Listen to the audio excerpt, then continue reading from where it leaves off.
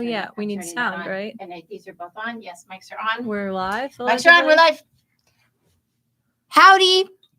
Live. 2 minutes late. Sorry, we had to get the wine and the lighting and the titles and all that stuff on.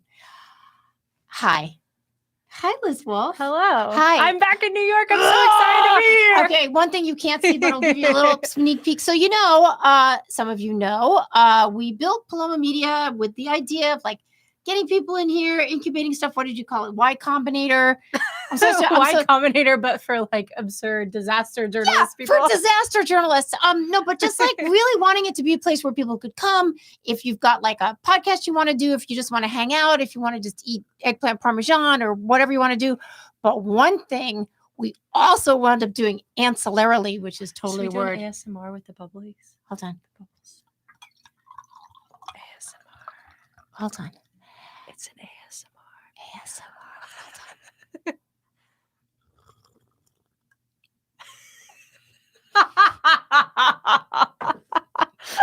Are we doing it? Is this an ASMR? Did we create an empire? We're scrapping Paloma Media. We've got a new business plan. That's I'm moving back to New York. Yeah. I was gone for 2.5 weeks, and I'm moving back to start our ASMR. Listen, guys, you can chat with us. We're going to ask questions. But what I was going to say is, Paloma Media, what did we also do just for our Lizzie? Look. Hold on. What's that? It's her little guest room. Oh, it's so beautiful. It's so nice. It's super cozy. So we're doing that here too at Paloma. We're doing me sleeping. Yeah, we're gonna have a live cam on Lizzie sleeping. Now I'm wondering if the chat is working. You know, we Matt and I, because we are so awesome at tech, we live chat is visible. Okay, just no one shouldn't talk to us. That's fine. Yeah, okay, that's fine. Well, we got people watching. We're glad you're here. We don't need any affirmation. One thing when we first started talking about building out Paloma Media a long time ago, one thing we wanted to do was have hashtag hot chicks cold takes. Hi everyone. Hi Ben Price, adorable kitten dude. Ben Price got a little kitten. So basically talking about some of the stuff that's in the news that we might, as Reason usually does, we're not like out there trying to like be first with like a big thing. It's my dude. Look, BU Vandals. Love Look him. at this. This is what Super Chat is. It's awesome. Thank you. So we wanted to mention one thing that we have upcoming that we're both kind of writing about and talking about. What's happening in the next couple days? We are going to be, so Reason is hosting a book party for Robbie Soave, our very own. He wrote a book called Tech Panic, and we're extremely excited. Basically, there have been so many different threats from the populist right and the populist left. It is a wonderful example of horseshoe theory in action. This idea that really big tech is coming under attack and Section 230 is coming under attack from both sides. And Robbie is, I think, one of the few, I would say, sober voices in the room, but I'm not entirely sure that he's sober, at all points in time. But he's very clear. He is a clear and sober-minded voice in the room saying, hey, the fear-mongering that's coming from Josh Hawley types and the fear-mongering that's coming from Elizabeth Warren types and people on the left and people in the Biden administration, it is worth forcefully opposing at every twist and turn, because a lot of the policy solutions that they have are totally messed up and are not going to lead to good outcomes. And it is important for, defenders of free markets to be very, very vociferous in our defense of these tech companies. And just really, really trying to cut through some of the fear-mongering that's happening on both sides. And I think most people know who Robbie is. He's the super adorable, handsome guy, blonde guy at Reason. He's part of the Pretty Person Club with us. He's part of the Pretty Person Club. What is that? The PPC. But one thing that he did that he really kind of CCP, but the PPC. Yeah, definitely not the CCP. One thing that he really made his bones with was Covington, right? So, Covington happened, the Covington kids, oh my God, look at these kids like sneering and what? And the Rolling Stone rape hoax story. Oh, definitely. Which I didn't even know you back then. I was reporting on that. I could smell that from a mile away. But in any case, as Matt Welch has pointed out, what did Robbie do? He sat down, he took the available footage, and he spent like 20 hours of his life looking at everything and said, oh, hi, actually, this is what happened after you had every freaking, politician and organization coming out and, castigating these horrible kids. And, we're going to elevate this Native American elder who turned out, by the way, to have a whole bunch of like stuff in his. Which they always do. The skeletons in the closet type thing. Well, I'm thinking in fact, he was a hoaxer. By the way, he now, let me say, as someone who has a big, I'm very involved in the Native community. My daughter's half Native. I know lots of Natives. Natives very much, not across the board, but very often they are veterans. They join the military. They're super, super patriotic. When you go to powwows, the first people that are out are the veterans, and you're honoring them. So the idea that, this guy would be a vet is very, very, very, very normal. Probably, I would say, in terms of the population, more normal for Natives to join in terms of percentage of Native population that join the military. Well, this guy was a hoaxer. I don't remember if it was that he completely hoaxed that he's been in the military, or he distorted, amplified his I'm not sure whether history. It was, I think it was Vietnam service, but he, when people do this sort of sleight of hand type thing where they allude to having been in a certain place at a certain time, and it's a manner that's technically accurate, but it really, like, the assumption that people took from that is like, oh wow, he served in Vietnam in the Vietnam War. And it's more like, well, you served, maybe you were training to be deployed there ultimately, but you were actually in Virginia pushing papers. Yeah, exactly. Like that type of thing. In any case, Robbie really, really made his name, and rightfully so. And then that's really become his beat, whether it's the Jussie Smollett story or just these other stories. He just cuts to the chase. He's like, everybody's got their hair on fire, either over here or over here. And he's just very, he's very straight ahead. He's a very, very, first of all, you should get his first book, which I'm actually listening to on audio right now, that Robbie narrated, the name of which is Panic Attack, which is great and awesome, and definitely is covering a lot of the stuff that I write about. And then I'm reading the TED book. Anyway, we're going to get him in here in Paloma Media Studios on Thursday and do a nice little interview with him for you guys. So that'll be up at one of the new Paloma Media offerings. I do think it is interesting, though, on the topic of the Covington hoaxer, the degree to which so often, I was tweeting about this the other day, and I think it's worth spending just like a second on it.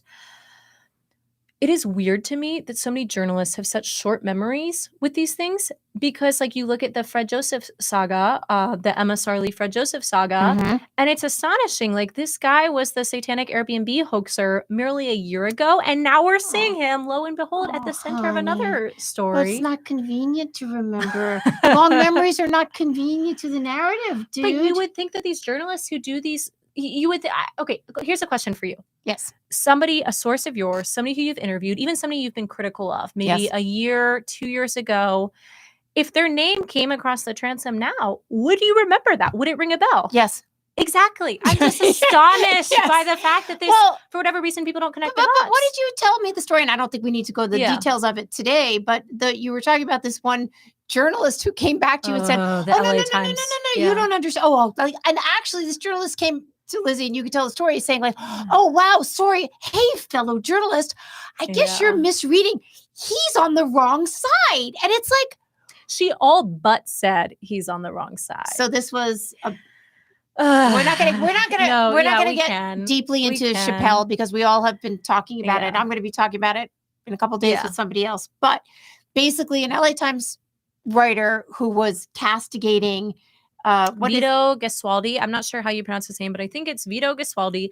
And he was, I don't know whether you guys saw the footage. I wrote about the Chappelle stand-up special and some of the related outcry, the backlash that resulted. And it did very well. There was lots and lots of attention paid to this. I think rightly so, because for many of us, it was a high quality stand-up special where we were, the best question to ask about all of these things is not, did he offend such and such group sensibilities? It's, was it funny? Did you laugh? It was awesome. Well, of course, but according to certain people, if you laugh, then you're on the wrong, you've committed violence, right? The wrong side. One thing that people have to remember about this Vito Gesualdi, or however you say it, Gesualdi, he is a comedian. I actually didn't know that when I first saw the dude, and you've probably seen the video. I mean, we're all news hounds here. He's the guy who comes up with the sign that basically says, I like Dave, jokes are funny. Yeah, well, this was during the Netflix employee, to give them more context, this was during the Netflix employee walkout over the Dave Chappelle special.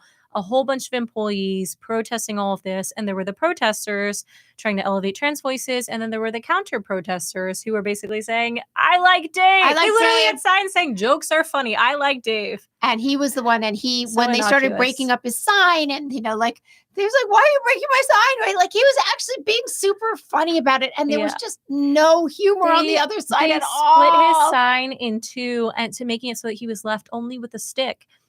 And then they start yelling after they literally were the ones who broke the sign apart. They started yelling, he has a weapon, which is the stick. To which his response is, oh yeah, he has a weapon. Okay. And they're like, drop your weapon. And he's like, okay, I'll drop my weapon. Like, sure, guys. Let's just loop it back to this. So this LA Times reporter reported, I didn't read the story. Yeah, and it wasn't very good. And I guess Lizzie wrote something about it. Well, and I tweeted, Vito was disputing her characterization because basically she alleges that it's either her policy or the LA Times' policy to ask sources for their pronouns before reporting on them, before using them as a source.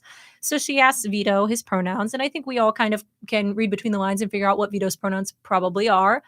But Vito was kind of fucking with her a little bit, or I don't know, man. I don't know Vito's life. Maybe he was being authentic. Who am I to say? I'm certainly not one of the main people who's suggesting that your pronouns could change with the wind. But I would imagine maybe she believes this, or maybe other people out there believe, yeah, maybe Vito's pronouns could change every 30 seconds. Regardless, he said, my pronouns are he, him. Then a few seconds later, he, came to his senses and said, actually, they're they, them. And then he was oscillating back and forth between the two. But according to him, she was basically saying, no, your pronouns aren't that. No, you're not a they. Yeah. Which for the that's not how you would act for the non-journalists in the room. That's like, that's not your job. Your job is to go like, oh, he said this. Oh, he said, oh, okay, interesting. Maybe later I can parse this and try to put it into some context, but you're not going to tell your subject what they're supposed to be saying to you. Wait, what? And then she added in a line, she was trying to pass this off as being a very straight news reporter. And she had a line in there inserted right after that saying he bristled at the suggestion that he offer his pronouns. To which my response is, okay, hey, that's fine. If you're sort of, oh, the lighting's so crazy. And I know. We could lighting or. But so my response to this is basically, hey, you're either in the, opinion, sort of the thing that Reason does, which is like we try to give you the facts, but we're also pretty clear about the standpoint that we approach it from. And we're pretty comfortable adding in some colorful detail within Reason, no pun intended, to try to convey the fullness of it. But LA Times, this was more of a straight news piece. And I was surprised by her. In journalism, we were talking about this at dinner. It's the equivalent of you conduct an interview and then you add in brackets, things that dispute the accuracy of what your source said. It's this sort of bitchy bracketeering. I don't know. Is there a term for it? I don't know, but it's like when people you guys have all seen it. People would like, when I was reporting from Portland about the protests, people that didn't like my reporting, they're like, Nancy Rommelman, a journalist. Yeah. Like, the sneer what quotes, am I, a butcher? Like, the sneer quotes, the bitchy brackets. All of these are ways that journalists can cast doubt on the thing that the person that they're writing about is saying in a manner that I think is oftentimes deployed very inappropriately. And this was a good example of this LA Times reporter deploying it very inappropriately. So I call this out on Twitter and I'm just like, hey, what happened here? This is pretty weird. She rolls up in my DMs and is doing the wink, wink, nudge, nudge of like, oh, well, Liz, he was a pro Dave Chappelle protester. Like, Liz, I guess you weren't reading what I was saying. I was saying like he was a pro. So now you understand why I was doing this. Liz, well, he committed the wrong thing. And so do we need to treat him fairly? Do we need to treat him the way that we would treat any other source? Maybe not. I did not hold back. I was not particularly restrained. I tried to, act with some amount of, integrity. And I tried not to totally, I don't know this woman. She's like my age or a little bit younger. I don't know what her whole situation is, but it was astonishing to me, this sort of wink, wink, nudge, nudge. He's not on the right side of history. He's not one of us. He doesn't get it. Because it's like, I'm sorry, like there were people waving tambourines in his faces yelling, repent, motherfucker, repent. And if that's, as many people have said, if that's what you're doing, if you're the person that's shaking a tambourine in someone's face and yelling, repent, motherfucker, repent, maybe you're not on the the proper side. But I do want to, we've got this, we've monetized now, which is super cool. And we do want to take your questions. And so I'm going to look at some of them. The one that I'm looking at here is from Mr. Average D. Yeah. Saying, what's the, Mr. Average D, what's the percentage these days of real journalists versus the media? It can't be good. I don't think. That's a false dichotomy. I understand what he's saying, though. I think what's happened, and I've had this happen myself directly.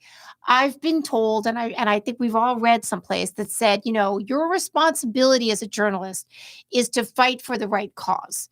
You get told this. It's like whether it's your LA Times reporter or whether when I was reporting from my Portland, LA Times reporter. She's yours now, honey. I bequeath her.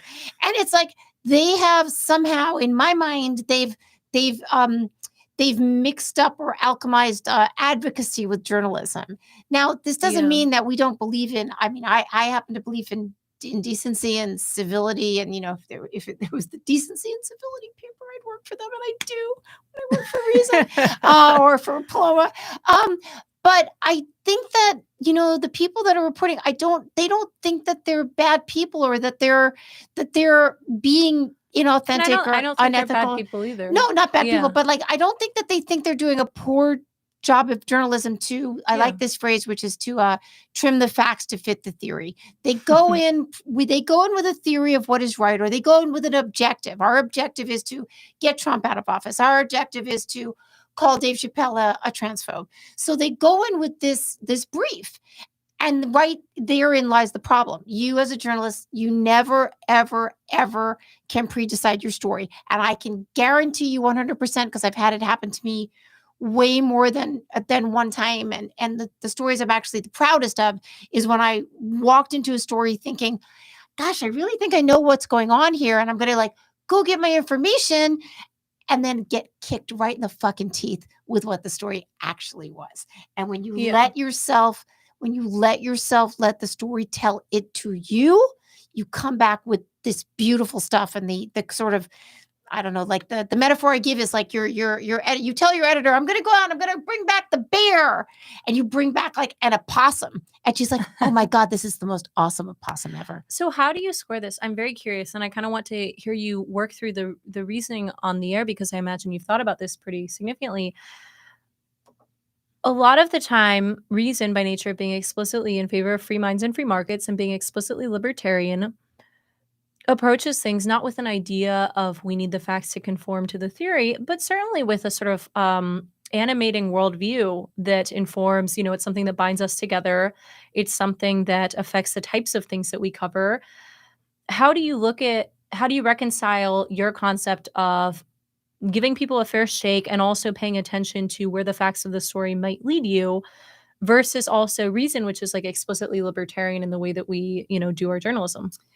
Well, I imagine you've given this thought, and I imagine you and Matt have talked about this a lot. Actually, I haven't. I'm going to tell you, I've written for tons of people. Let's go, baby. I came from the alt weekly world where I was never told anything ever to do anything that corresponded with anything. Go out and find the story. I would say to my editor, oh man, I've been hanging out at this crazy, old man single room occupancy bar down in downtown LA. She's like, I want 8,000 words about King Eddie's. And I would just go in and I would write the story. There was absolutely nothing that I had to do. And when I started writing for Reason, no one ever once said to me, listen, Nancy, by the way, we're libertarian and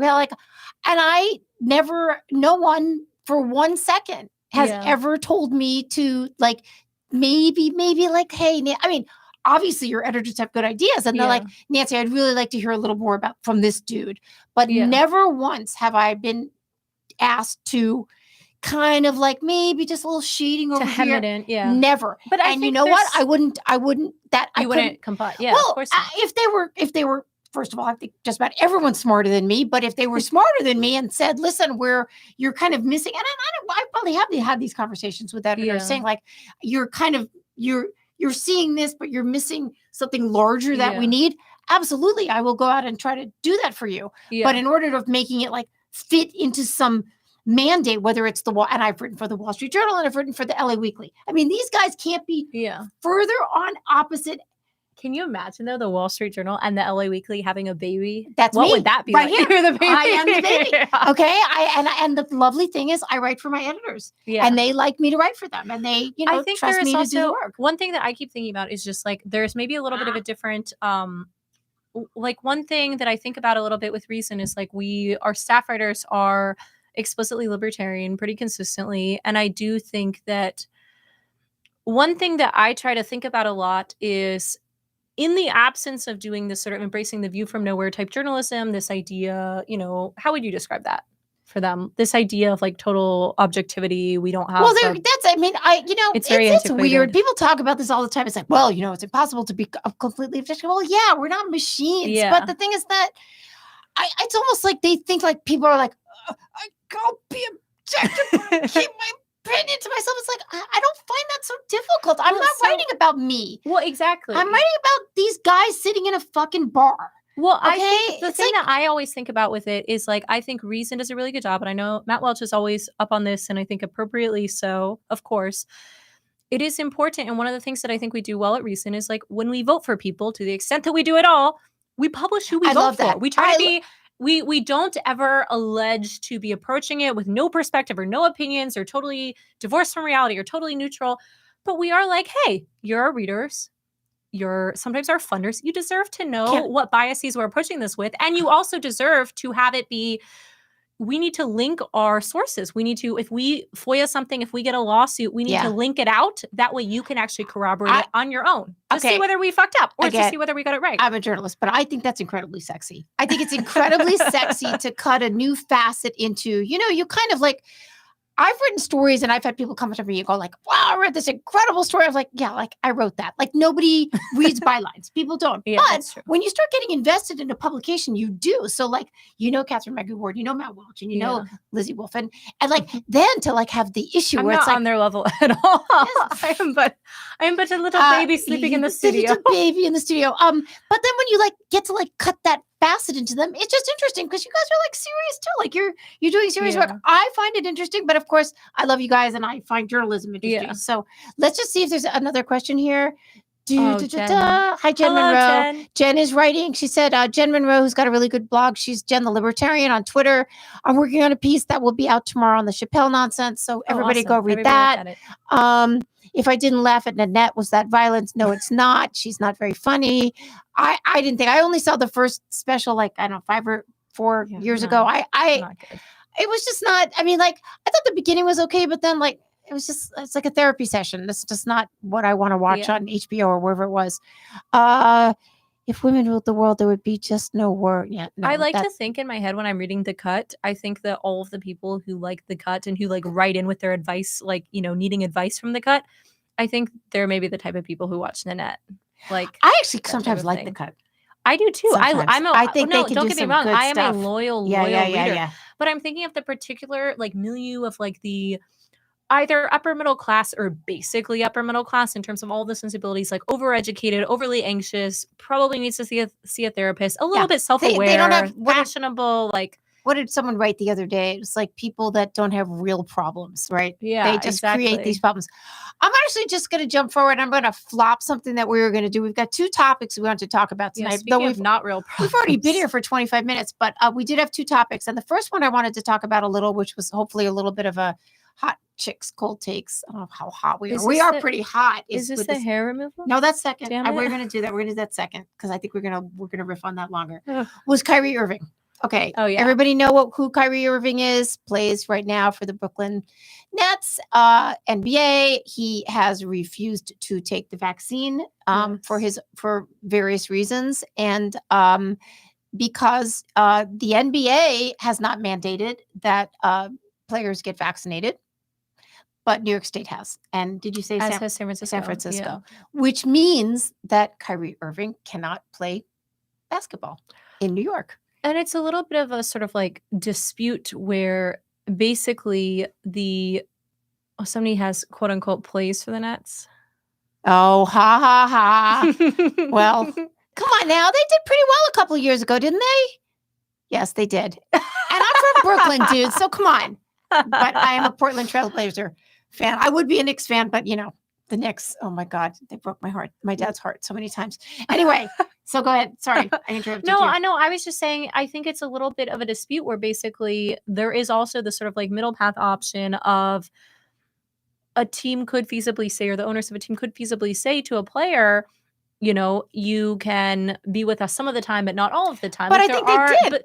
But I thought ultimately the verdict was, hey, if you're not going to be fully with us, you can't be with us at all. Oh, you know what? I'm behind. I thought at some point they like, well, you can play on the road, but you can't play in New York. Exactly. Yeah. All right. Well, all right.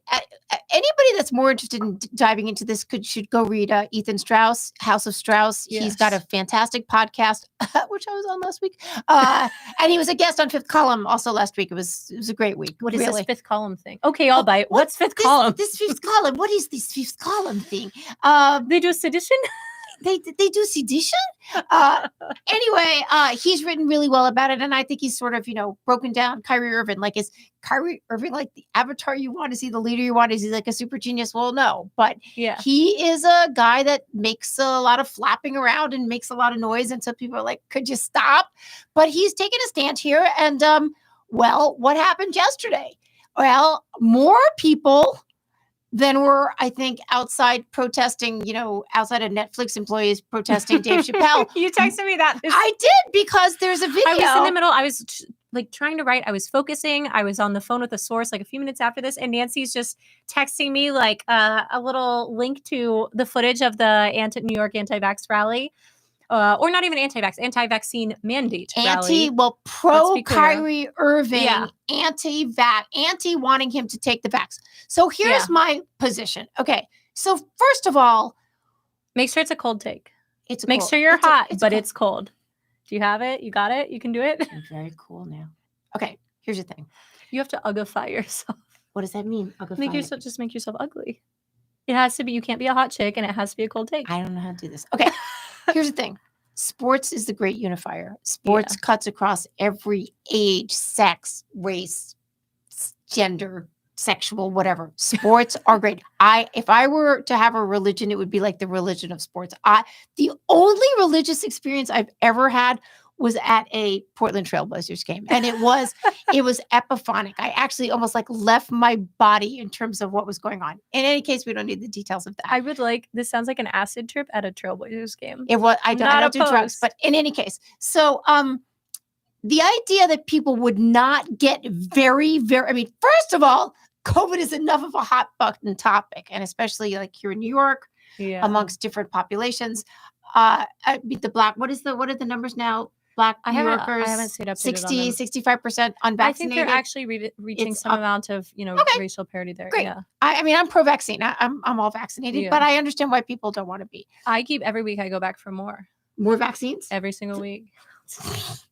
She's like just 20, but the percentage of for sports fans, there's not like more people of color. Everybody loves sports, and the idea that they would not come out for this thing is ludicrous. Of course they're going to. Anyway, they went out and they basically were like ramming into the Barclays Center to protest the fact that he can't play. I think it's ludicrous to think that this wouldn't have happened. Okay. So I do want to, we actually have a really, really good YouTube comment, which is, why is natural immunity ignored in all of this? This is one of the things where nobody needs me to write 4,000 words for reason about this, because it's just like, I can get on one over here, but it seems like there is a way we could cut through some of the culture war nonsense and absurdity and, stop attempting to coerce people into making decisions that they're not fucking okay with. And instead, what we could do is instead of having the vaccination rate be the thing that we are focused on, it could be percentage of people with a certain threshold of antibodies in their system, which people who have contracted this virus and recovered from it within a certain time period would certainly pass that threshold. They would certainly meet that threshold. And it's confusing to me why we're not. I guess it's more logistically fraught and difficult to pull off because it requires somebody having, blood work done and having their antibody levels checked and having that be, lots of people don't have a regular doctor that they see, or maybe don't have health insurance to be able to do that. People don't want to think this hard. Oh yeah, no, my bad. I'm just thinking here is a way, instead of coercing people and forcing them to do things that they're not comfortable with, we could try to get a more accurate sense of, what number of people floating around near us are by and large protected from this thing versus what percentage aren't. Like, that's the actual thing that we're using vaccination rate as a heuristic or a proxy for this. And like, we could be more accurate with it. And this would also give a lot of people an out, I think. Many, many people at this point, we've been doing this for more than 18 months. A lot of people have contracted this and recovered from it, and they're fine now. And we're very, very happy about that. And how many professional NBA players have died of COVID? Yeah, not very many. Probably none. I actually don't know. But if someone knows that, if you could put this up here, we've got a lot of people watching. I'm very gratified by that. Yeah. If you know of any professional current, I'm not talking about somebody who's like 87 that played, professional NBA ball currently now, that has died of COVID or, been seriously compromised by COVID. Yeah. I mean, these are young guys that are in incredible physical shape. Physical health. My daughter got on a plane yesterday to go to LA. I thought you were going to say your daughter's an NBA player. No, she's not. But her dad was an awesome basketball player, and it's his birthday today. He died a couple of years ago, but he would have been, I don't know what he would have been today. Cheers to Tim. What a awesome dude. But what was I saying? Tava got on a plane. She got on a plane and she said, "Oh, Mom, I get it now." And she said that she was watching the little Delta, little thing in the seat back, like, "Welcome, please learn how to put on your mask or no, your oxygen." Delta, the airline, not the variant. Yeah, right? not the variant. And she said that they were all masked. And I said, "Oh, so now you're seeing how sub rosa, they're just sort of insinuating that you're going to be masked forever." So here are some numbers, babe. My daughter, who's, young adult, older than you, actually. I was like, so but she has better skin than I do. How is it? Yeah, well, she's my daughter. No, anyway, but I said, so here's the number, and this was as of yesterday, and I might be getting it a few numbers off. So 0 to 18. 639 people from the age of 0 to 18 have died in the United States from COVID. However, which we have a child population of what, 70 million? 73.1 million. Yeah. So 330 million people total, 70 million children. Out of that 70 million, 639. Let's just be very, very clear about the numbers here. Many which have died of comorbidities or other things that have happened. It is a tiny percentage, but we have come to a point now where people, whether it's, because of teachers unions, whether it's because of de Blasio, whether it's because of Fauci, whatever it is, we are going to have people clinging on forever to the fucking idea that you will mask. Yeah. And she, as this young adult, looked at this and she said, I was like, "Oh, you're getting it now." And she's like, "Yes." And I was like, resist. I mean, we do our best, and then of course we go out and they ask for a stupid card and science. Follow the science. Okay, but I don't know. That's what we're going to talk about. We got off of Irving, but we have we have an important topic to get to. Guys. Okay, can I just say something? I'm glad you're here. We are monetized now. If you, for some reason, would like to monetize this further, you can do that. We have a very important topic to discuss tonight. Okay, so in this room here. I woke up this morning in this and right here. Oh, hold on. So somebody's saying Kyrie is a flat earther and prone to influencing, so people rightfully should question his position. Yeah, I mean, I think that's an interesting point. I'll get to the. That's fine. He's a bit. Yes, he's a bit out there. He definitely likes to kind of like come out and I think in the article, again, if you go to Ethan Strauss, House of Strauss, he kind of breaks some of this down and he's talking like when it turned out, like, was he really a flat earther? He was kind of like, I knew it was going to get guys like yakking about me and flapping about me, but I did want to go back to Jeff Eckert saying, was Bill Walton on the team, meaning the Portland Trail Blazers, when I had my religious experience? And he's like, you probably got a contact high. No, I'll tell you what it was. Contact highs are fake. It had been when who was it? Anyway, it had been a couple days before someone had sunk a 3-pointer and had gotten us to the playoffs, and it was just incredible. And I happened to be at the game, and it was the applause. It was like I'd never been in a situation like that. It was what I think people feel like in church. It was so loud and so moving that I sort of left my body. I'd never had that experience. It's called I'm totally going to butcher it, but like an effervescent experience. I reviewed communal effervescence. Communal effervescence. Yeah. I reviewed Tara Isabella Burton's book for an issue of Reason in a year. I like to always try to remember the month and the year issue of Reason, but like at this point, like, I don't know. One of the years and Brandon Roy. That's who sunk the 3-pointer. But she wrote this wonderful book, Strange Rites, which is all about the sort of new syncretic religions that people have come up with, where instead of, especially like millennials, young people, instead of, gravitating toward a traditional organized religion, they're creating these new interesting syncretic faiths where they're basically mixing and matching some of the elements of other faiths, creating their own bespoke faith, which I think is a trend that's sort of easy to ridicule when we see young people creating their bespoke identities in all different realms. But I also think it's worth considering, okay, there's something deep within the human soul that yearns for these collective effervescent experiences where they are in community with other people, engaging in rituals or rites. Even like a sporting event could feasibly qualify, where they've formed this community with other people. And it's fascinating to see the things that people gravitate toward in the absence of traditional like organized faith. Well, and I'm sure people have both. This is a little bit of a stretch, right? Like, but I do think it's like you're tapping into a legitimate phenomenon that many people feel. Well, I had never felt it because I don't go to church, and I do like sporting events, and I felt it, but I've never felt that complete. Yeah, it was an all-encompassing feeling. It was like I called it like an almost religious experience, and I've written about cults, and I've written about like the breathing exercises and all this stuff that makes you sort of like leave your body. This was actually just like spontaneous. I was ready. And then they went on to just like fucking totally shit the bed. They lost so badly. And it was just like, okay, there you go. There's your one moment of like religiosity when it comes to sports. Now for the important. So I woke up this morning. Yes. And she woke up this morning. And I hadn't imbibed anything. I was not here last night, by the way. She had the whole apartment to herself. Totally, I did not smoke anything, I swear, truly, because I'm very disciplined with my workday. But I woke up and I just immediately had this thought pop into my head.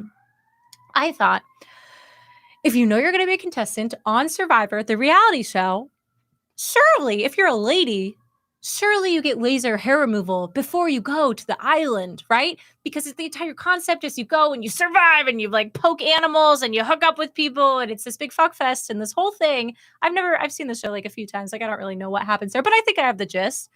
You like stab a bison, stab a buffalo, you fuck some people, whatever. And you're naked when you do this? I think you probably wear like a sarong. Like, I don't know. I've never seen it, so. I don't know. I would imagine they blur out the nipples.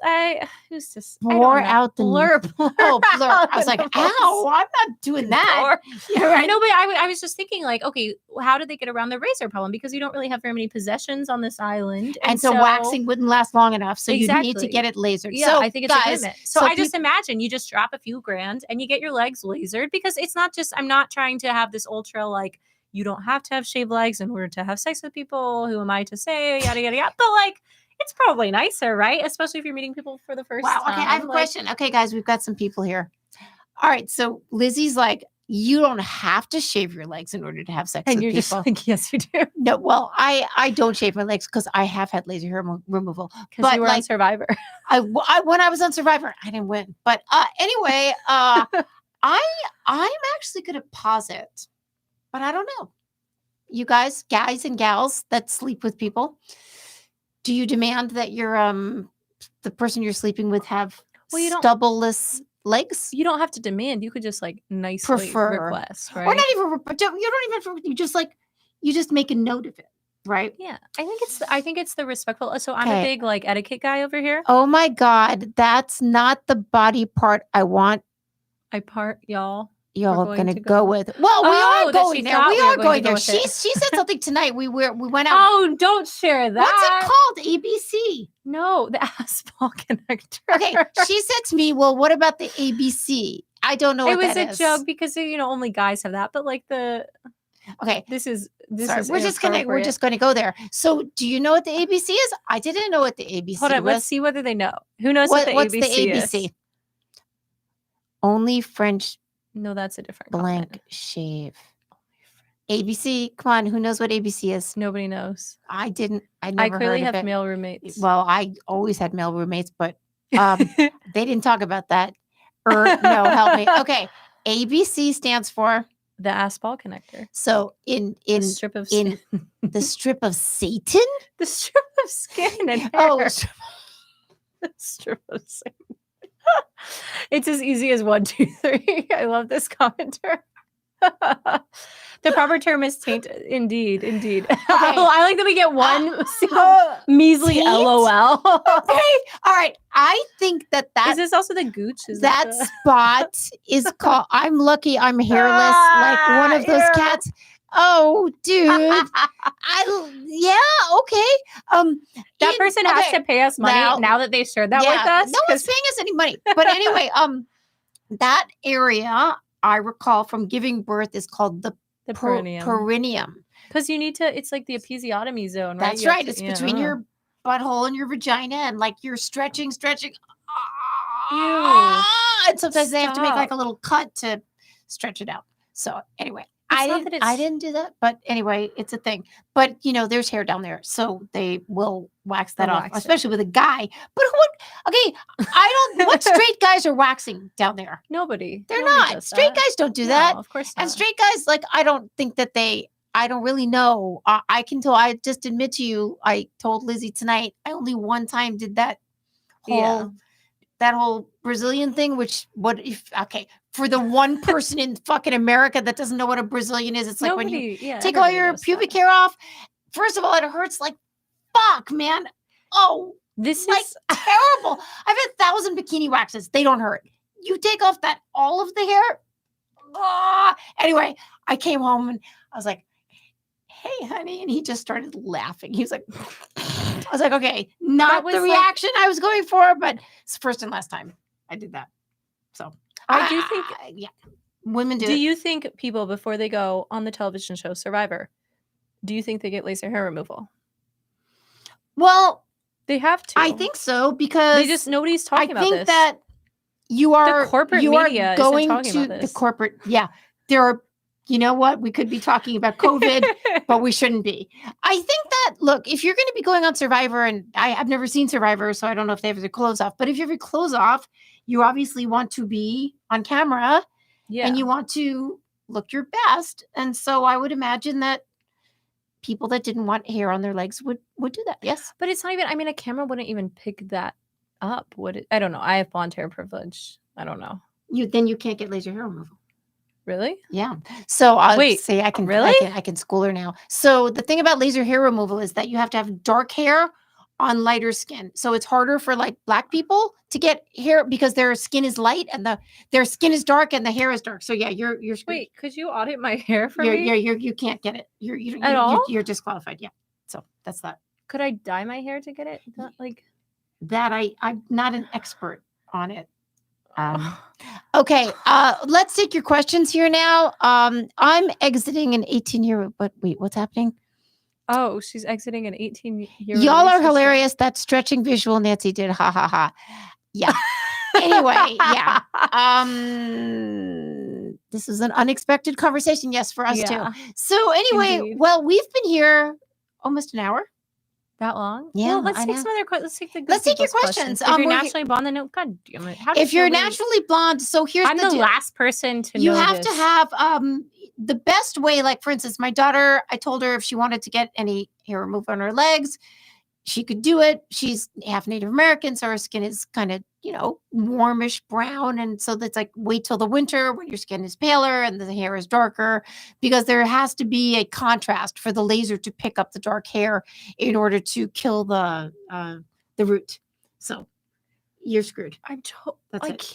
Now you know what, Liz, you have so many other markets, but there's markets and everything. Well, try it. Listen, you have a business opportunity. Right. My hair's... Oh, she's not even hairy. Okay. The women on Survivor mostly wear bikinis or t-shirts. But they have legs, presumably. They're not paraplegics, sir. Good sir. You just saved Liz. See, I just saved Liz a few $1,000. No, what will actually happen is I'm going to angrily go up to some Austin laser hair removal clinic and be like, excuse me, do the impossible, please. I give you money now. I have a laser story that I've never told because it's not that interesting. But I first heard about laser hair removal. Wow. way back in like the late 90s. I was living in LA, writing for the LA Times Magazine. And I pitched my editor. I was like, I heard about this crazy laser hair thing. I'd like to do it. And she's like, well, go check it out. They were only doing it in this is a true story. They were only doing it in one place in San Diego. They would fly me. This is back in the day when journalism fucking rocked. They would fly me in a little private plane that the hair removal place would send. I mean, I wasn't. That's just how you go down, though. I private would plane, go like a PJ on the plane down to San Diego. They would bring me into the little room where they would do. It felt like rubber bands snapping on your skin. And they're like, do you want to try it just like on your leg? I'm like, well, if I'm here, you might as well do my whole legs, right? So I went like 2 or 3 times, and it seemed like it was working. But then the dude who was the scientist who was creating it, he's like, yes, we all get this, like, we do it to ourselves. They were all dudes, Russian dudes, if I recall. And we do the Silver Dollar Club. The Silver Dollar Club was they would like do a little on themselves. And I was like, well, so you did that and like it never came back? He's like, no. We just keep applying the laser. And I was like, well, then you're basically telling me it doesn't work. Yeah. Right. And at that point, it didn't work. It didn't actually work. So when did the technology like evolve to be effective? Well, I had it actually done like 10 years later, and it does work. What year? I probably had it done around 2007 or 8. Interesting. And it does work. It does work. It doesn't like, you're not like, it kills the hairs. You'll have a few hairs come back, but it does work, especially if you feel like me, if you've got like light skin and dark hair, it works. Interesting. You're screwed. So, okay. There's a way, Liz. I want to get my leg, electrolysis. Liz is going to be the laser hair removal version of Jessica Yanov. Who is that? Who's Jessica Yanov, Jeff Eckert? Tell us everything. Yeah, tell us everything. Who is she? I need to meet her. Who is she? We love her. We love Jess. Why would Kyrie Irving think about laser hair removal? I understand. Look, we're jumping around here, dude. I know, Thomas. I don't think he's giving a shit. I think he is delightfully I think he's delighted more than anything else. There aren't leg up close-ups that I've seen watching. No, okay. So everybody's misunderstanding. What I am saying about the laser hair removal and the Survivor people is not that the camera will fixate on the hairy legs. I don't know how hairy they could feasibly get. I'm trying to anticipate they all hook up with each other, right? Like a little bit. I don't know. I've never seen it. Yeah, right. That's the point. Why else do they go to the island? To win money? To get famous? Oh. I don't know. I don't know Survivor. I don't know it. I guess winning money would be good. Being famous, I think in order, having sex with random people on the island, getting money, getting famous, like all of these seem like reasonable motivations for people. I always thought that they went to go hook up with each other. I don't know. I will just say You went to make a good first impression. 8.5 months pregnant, and I usually had gotten bikini waxes, and I went to go get a bikini wax. 8.5 months pregnant. Yeah. And they were Russian. She says, yes, you want to be clean for delivery. I was like, yeah, I do. Look, is that vain? Yes, I did. Did I ever tell you about my Hungarian, like, creepy massage? Oh, no. That happened to me. Not a Hungarian creepy massage that I gave. Yeah, I'll tell the audience. I'll tell the class. So I was in Turkey when I was like 17 or 18, and I like went to this Turkish bathhouse, and naturally they tell you to get naked, and all the gringas, what do they even call the American like white girls, but they're basically like stripped down to your, they don't even say anything, but the implication is stripped down to your comfort level. So a lot of us did, and the typical comfort level is just like still a lot of stuff on. I'm like just I think probably just underwear on at that point. And, I think like, oh, like I'm very modest, keeping my undies on, this whole thing. And so, we're in the bathhouse. It's lovely. All the soap, the bars. I don't know why they do bar soap. I'm extremely skeeved out by bar soap. Regardless, I digress. You get the massage. This was a Hungarian woman, not a Turkish woman. And, they made it pretty clear that they'll respect your boundaries, and that whatever garments you have on, they will sort of understand, get the sense that you want to be a little bit more modest, plenty of tourists pass through there. Okay, so the Hungarian lady that I get, she lays me down on the little edge of the bathhouse. She begins to give me the massage. she totally ignores the concept of the underwear, and she just begins to like scooch the underwear up. Now pull it down. Now, like, to the point where I'm just not wearing anything at all. And I'm just like, why are you like, what is happening here, lady? And like naturally me being me, it's like, yeah, whatever. I don't know. When in hungry. Yeah, and so she's just saying like random, crazy, absurd things to me. Like, I don't understand what's happening, but I think I very much misinterpreted. You know, I thought there would be some amount of like reading the room, understanding, okay, these are the parts that people want touched. These are the parts that people don't. And instead she's like, have you ever gone and get out like Korean body scrubs? Yeah. Oh my God. They like literally, they scrub every single, like your gums. Like every single day. Like, I mean, it is so, I love it. I mean, there's actually a place in New Jersey. Yeah. They're so awesome. Okay. There aren't many close-ups, money mostly, but I've seen people get hairier the longer they were on the show. So there isn't much hooking up on Survivor as you expect. Yeah, I get it. When you say Survivor, I keep confusing with that show Lost, which I watched like 15 years ago. It's the same thing. Except it's not. But Lost was with one of them, there's a plane crash, and with the other one, there's not. And there's laser hair removal instead because you're able to prepare. If the plane isn't crashing, if the plane isn't deliberately landing. Isn't Survivor a reality show? Yeah, it's the same difference. I mean, Lost is the beautiful blonde lady who has the baby, right? The gorgeous, like the very gorgeous one. LOL. Oh, Ben Price. When I went to a Turkish bath, this kid wanted a massage. He thought it would be some 20-year-old buxom blonde, 300 pounds, 50-year-old Turkish man worked him like a Play-Doh. I've been in a massage in Italy somewhere where the guy was very adamant that there would be other things happening, and I just didn't. Wait, that's the opposite of how it's supposed to work. Well, I was getting massaged, and he was He wanted other things to happen. Oh, he very much. But isn't that how it's supposed to? I mean, what would the girl? You mean I would be coming on to him? No, I'm saying typically it's like the masseuse who is also the one offering. He was very interested in. Whoa. Coming back, you come see me later. I'm like, no, that's not happening.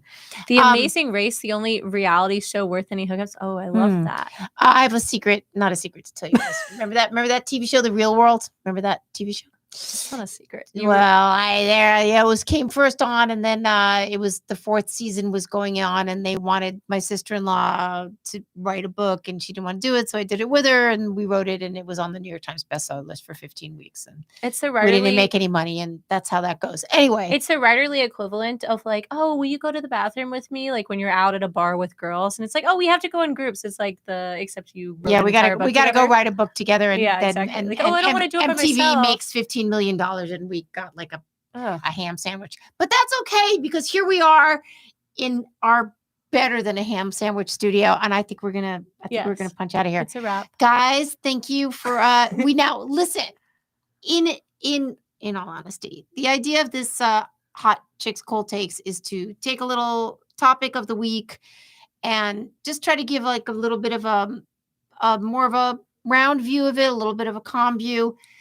You know, for the first week, we went a little off the rails, but that's okay. We understand you'll forgive us for that, but we thank you for spending a little time with us, and we'll see you soon. Okay. Bye, guys. Bye.